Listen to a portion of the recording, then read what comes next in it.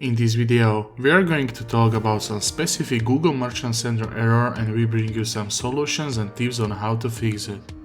Wrong category names or no categories at all. Google Merchant Center offers a finite number of products categories available for your products. If you are submitting feed without category or wrong category name, there will be an error. You need to have product categories set right to avoid any errors. Your product categories must always match the categories provided by the Google Merchant Center. How to fix this? To fix this problem is to use Google's taxonomy while filling the Google product category field. Keep in mind that you will still be able to use your categories in product type. Why there are so many people turning to Blue Instant? In Blue Instant, thanks to your feed you can cover up to 5 types of Google advertising campaigns to get the best results and maximize your sales. Product search and shopping campaigns you can create via Blue Instant.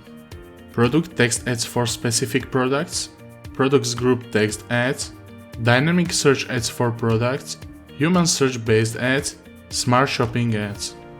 Thank you for watching this video. If you like it, don't forget to subscribe or watch the next video.